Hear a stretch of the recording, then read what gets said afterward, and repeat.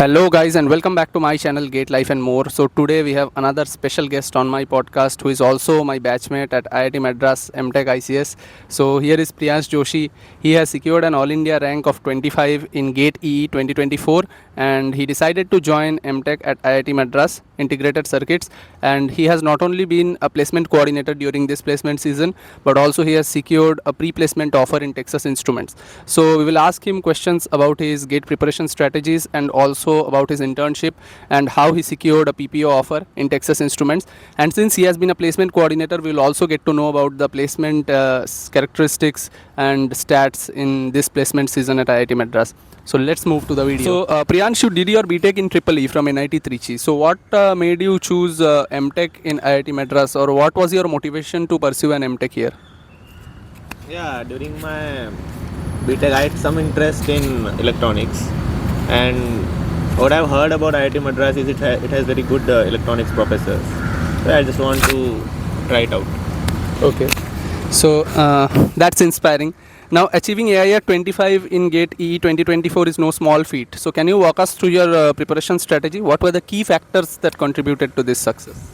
Yeah, I would say short notes and previous year questions, because during my GATE time I had solved almost last 20-year GATE questions. So what my strategy was, go through all the questions, go through all basic concepts. Maybe you will find some topics which you have not covered in your preparation, but you will find some questions in your previous year GATEs. So maybe just go through that question, go through that topic. Okay, so do you think that short notes is sufficient for preparation, or making long notes is necessary for each subject during GATE preparation? See, you cannot clear GATEs just by making notes. You have to revise also. Long notes, I would say, will take too much of time for your revision. It depends, basically. Short notes work for me. Okay, so did you watch any video lectures or any reference books that you would like to suggest our audience for GATE EE preparation?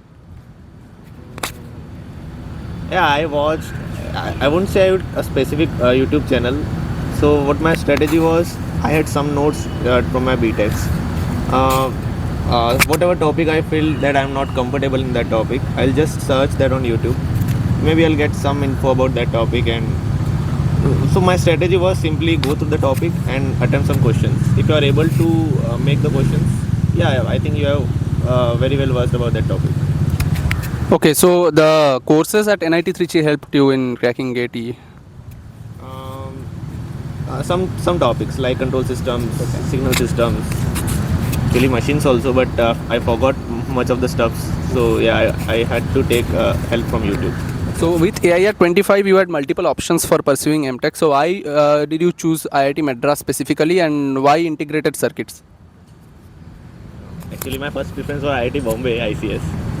But yeah, my second preference was IIT Madras ICS because of the professors here, specifically Janki Raman sir, Nagendra Vishnupura and Shanti Kaun. And I have heard about research park at IIT Madras also.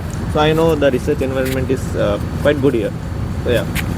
So you have maintained an impressive CGPA of 9.6 here at IIT Madras. So how did you balance your academic excellence with other activities? What was your secret? I would say first semester at IIT Madras was quite hectic because we have some core courses and some elective courses. Each course will have quizzes, assignments, and obviously end sem. So yeah, in first sem I didn't explore much about the extracurricular activities. But yeah, from second sem, once I get a decent CGPA in the first sem, I start exploring it. I would say, yeah, you have to balance extracurricular activities with your grades because it's better to have 8+ pointer to avail all the opportunities for placements and internships. Otherwise, some company might do CGPA shortlist, so it might hurt. Okay, so CGPA is important for both placement and internship drive. So the transition from BTech to MTech can be challenging. So how different was the environment and course structure in IIT Madras from NIT Trichy?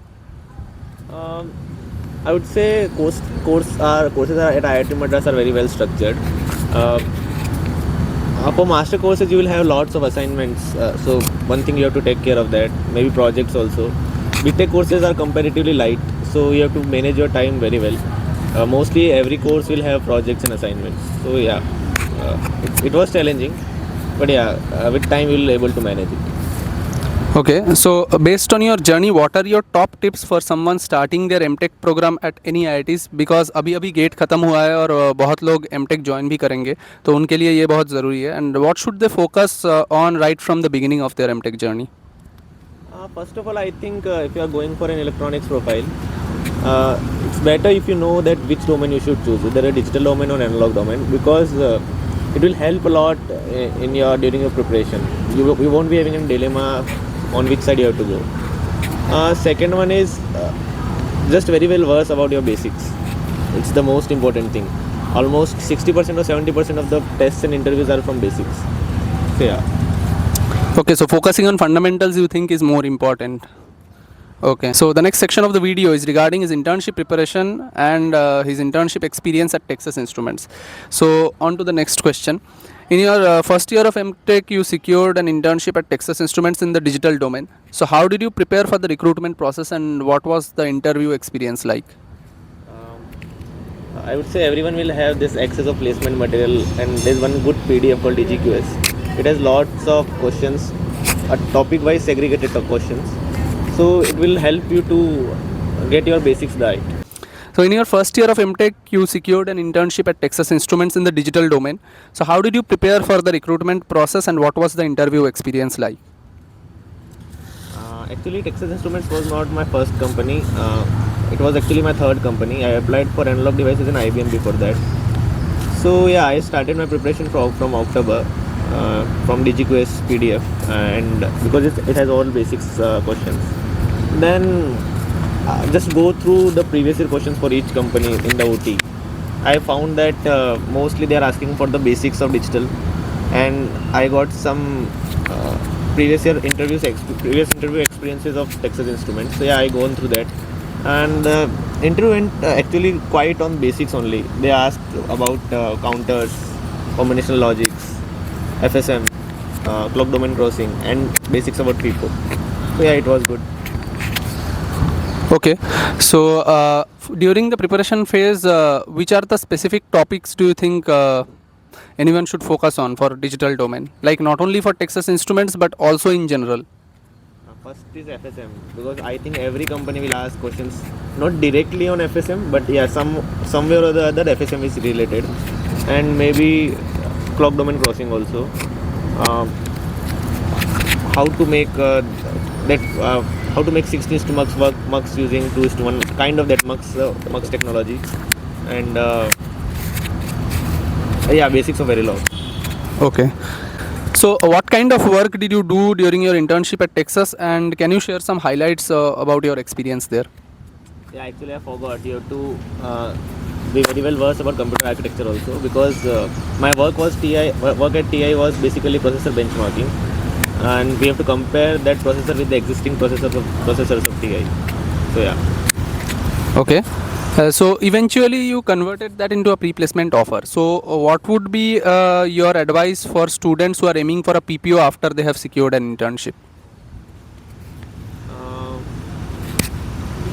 I would say don't think about getting a PPO during your internship. Just go with the work. If you are very well, if you have performed well, for sure they will offer you a PPO. And even if they don't offer the PPO, you will have a very good edge during the placement.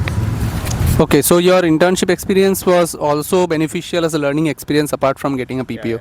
Yeah. So moving to the next section of the video, where we'll talk about the placement season this time at IIT Madras and also his experience as a placement coordinator here.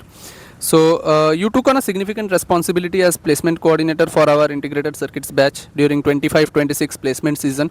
So what motivated you to take up this role? Actually, I wanted to explore some opportunities at placements. I want to know how things work in placement cell, and how IIT Madras, how effectively IIT Madras manages with the company. So yeah, I just want to explore that. Okay, so also it acts as a position of responsibility and also you can add it to your CV, right? Yeah, for sure. Okay, so this also gives an edge during placements. So my next question is, can you share some numbers with our viewers, because I think everyone will be interested to know what is the maximum CTC offered in hardware this season and how does it compare to the previous year placement stats in IIT Madras? I think for domestic hardware, 53 LP is the highest. Uh, Compared to last year, it's same like but compare the current world scenario.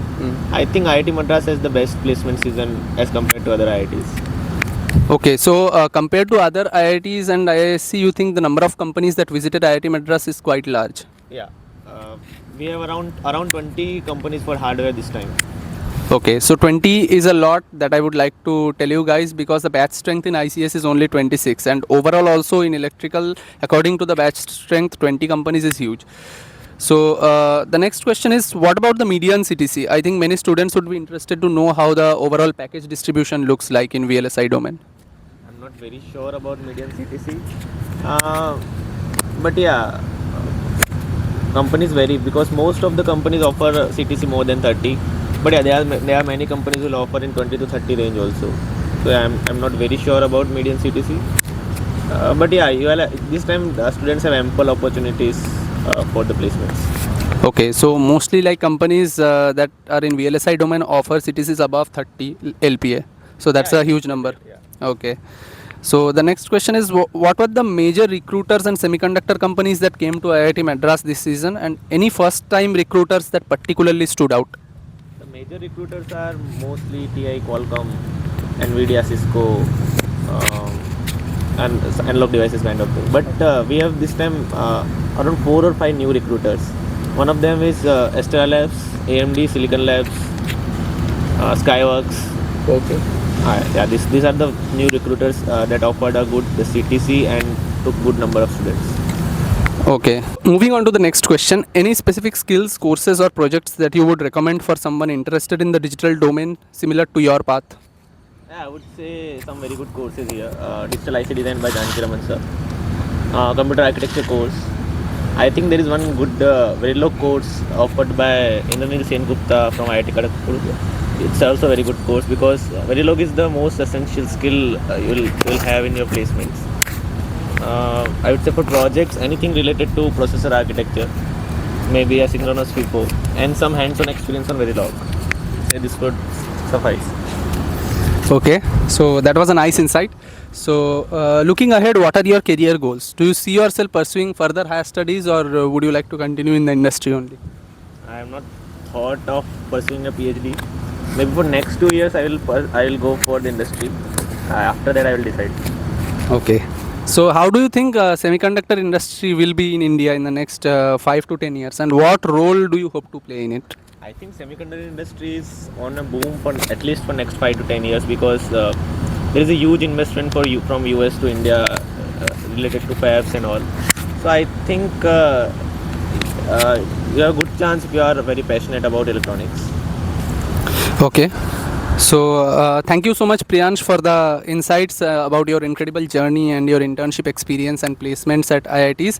So any conclusive message that you would like to give our viewers on this channel? I would say if you are passionate about electronics, just go for it. You will get a good reward here. And yeah, thanks for inviting me. Okay, so thank you so much for giving your valuable time to us, and it was a fun podcast, and I think our viewers will also get to know a lot about the digital domain placements and MTech at IITs from this podcast.